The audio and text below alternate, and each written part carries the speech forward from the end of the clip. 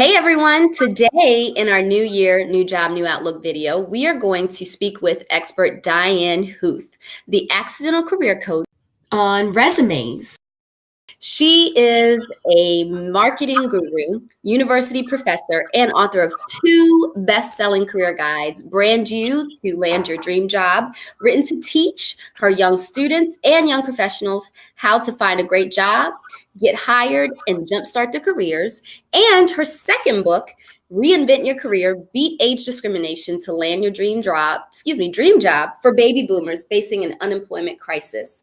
Diane hosts an online course, Create Your Powerful Above the Fold Resume, and is a frequent guest on radio shows and podcasts. Diane, thank you so much for being here and welcome to the summit.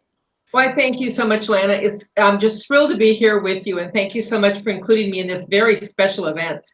Awesome. Yes, we cannot wait to get into what we're going to talk about. So let's get started now. What are some techniques that you think you can be used on a resume to stand out? Well, you have to understand the hiring funnel, and all this is what changed 10 years ago when the entire industry went to the applicant tracking system. What happened is that you get too many applications, so they had to digitize and automate them.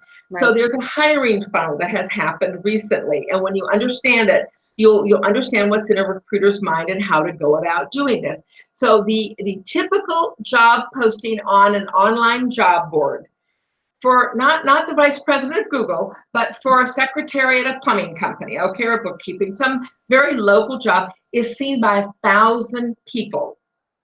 Yep. Of those 1,000 people, 200 people start to fill out a job application online. Only 100 finish, but 100 people submit an application. If you have ever looked at 100 resumes, trust me, you don't want to do that. It's an impossible task. So they've automated the system through the applicant tracking system, which is a computer algorithm. There's many different ones. There's not just one system. There's lots of different ones. And this computer algorithm does a keyword search, and the employer puts in what the keywords are for the job posting. And then the computer searches your resume and matches yours to see if you have the right keywords. And then they rank them. And they eliminate 75% of all resumes and applications before a human being ever sees them. They just kick them out saying you don't have a good enough keyword match. Yep. So if you don't have a 70% or an 80% keyword match, no human being is ever going to see your resume. So that's what people, you could apply online forever and nobody ever gets back to you because they've never seen it. The computer kicked it out. Right. And once you're one of those 25 or so people that get through the resume reading robot, right? Then a human being, an online recruiter, is going to look at your resume for 7.7 seconds. 7 seconds, which means they're not going to read it. They're going to skim the top half of the first page to see if you meet the criteria. So you have to completely rework a resume, and you've got to create a summary of credentials that all the key hard facts and not all the soft squishy stuff, but the hard data is pulled up in that front half of the first page so that you can be seen. They can check off, yep, MBA, yep, okay, some experience, because that's all the time they have in 7 seconds. They're looking for the titles that you've had, names of companies, the years that you worked, and for education highlight, what degree you have. And maybe what school. If you went to Harvard, yes, Harvard's important. If you went to a local college, it's probably not that important. But the degree is important, and the subject that you studied. So then they're just going to scan that real quickly. Yep. And then they're going to go, yes, no, and they're going to eliminate over half of those resumes. They're down to about 10, 12, 15 resumes that they might forward to the person in human resource who's actually staffing this position. Right. Then that person's going to look at them, throw out a couple more, maybe have 10, maybe make a quick phone call to make sure you're still interested, make sure you can communicate effectively on the phone, kind of get a little feel for your energy and your drive as how you come across on the phone. And then they might schedule a video interview or a longer interview on the phone, and then they'll ask 3, max 5 people to come in and interview. So you've gone from 1,000 to 200 to 5. So you're one of 5. And so if you don't understand this process, you have no chance of getting the interview. Right. So it's keyword searches. It's making sure that your resume is built today with everything summarized and concise, attractive looking, no typos, no errors, well formatted, so it's easy to find all the key data, and that means very concise. The other thing in your resume is everybody makes the same mistake. Everybody thinks a resume is a laundry list of all the responsibilities. I did this and I did this, and I was responsible for this and I was responsible for that. Nobody cares what you were responsible for. What did you achieve in your job? Right. So it is talking about quantifiable achievements, because if I know what you achieved, then I know what you were responsible for. Right. Right. So you need to really simplify things. And when I write a resume, I write lots of resumes for people. I have the top line is, the title, job title, company name, city, state, and years. And then a 1-sentence description of your role and the company to give size and scale, kind of where did you fit in and what is this company, right? And what role or division were you in? What was your responsibility there? And then quantification of 3, maximum 5 things that you achieved. And when you think about quantification, most people have a real hard time on this because we don't think this way. So think of something with a dollar sign, a number, or a percentage. Okay? Quantify it with some measurable achievement metric. You drove business X%. You did so many social media posts that generated so many views. I slashed a budget by X%. I drove an increase in customer engagement by 47%. Look at action verbs that quantify achievements. And pretty soon your resume comes alive and they can see you by what you've achieved and how you've expressed what you've achieved. So that's what you're going to do, because that's what the hiring manager is going to want to talk to you about. And that's where you talk about the soft skills. You talk about the how you achieve these things. Say, I drove a 47% increase in customer engagement in a 12-month period of time.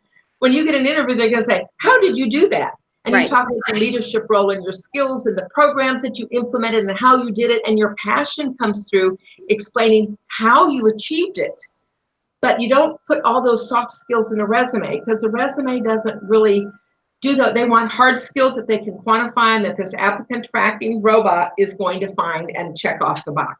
That's right. That's right. And I can also speak to that because, my history. I was a recruiter for over 9 years. And, to the audience, I've said it before to them, but I really do want to emphasize, as a recruiter, you have a limited time to find people. Managers want someone hired yesterday. And like you said, Diane, we've got to go through all of these resumes. And on average, you have to have a 3-to-1 ratio on the number of applicants you allow to go through per level of interviewing. So let's just say there's 3 levels of interviewing. The most we're going to bring in is 9 people.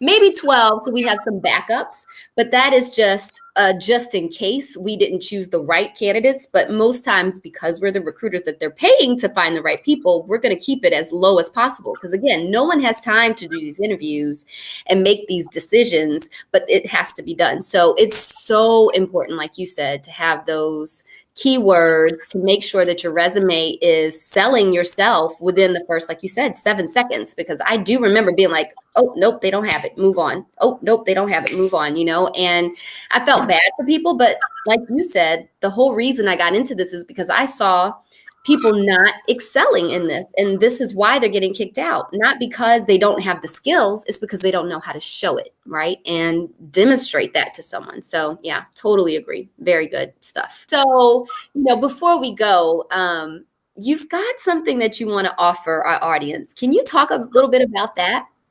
Well, I have a pre-gift for everybody. It's a cheat sheet on how to build your resume, because we talked about understanding the hiring funnel, understanding how it works, and what the 6 key sections of the new resume are that at least I recommend. And so it's a 2-page downloadable sheet, a cheat sheet, and it's real easy. Go to www.resumebuildercheatsheet.com, and you click on it, and you can download my little cheat sheet that will show you a bunch of information on how to build today a powerful resume that I call it above the fold resume, because just like in marketing or branding, people buy newspapers for the front half of the top half of the front page. They don't sell newspapers because what's on the back page, that's what your resume needs to do. All the key stuff needs to be on above the fold. And so I teach people how to write out an above the fold resume. And so it's www.resumebuildercheatsheet.com.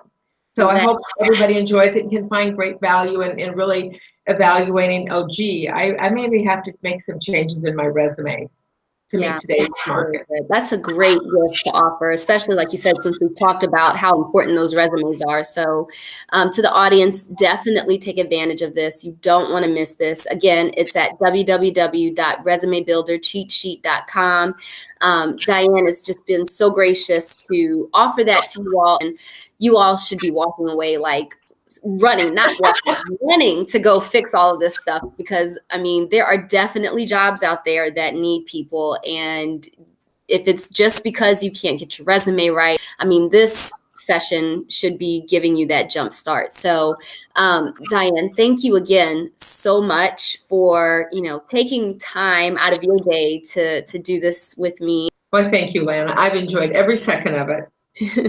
Good. And I also want to thank the audience for tuning in to the New Year, New Job, New Outlook Summit again. As you know, I'm your hostess, Lana Hill. And remember, the first step to getting your dream job is waking up and grabbing a hold of it. So join us for the next video where we get into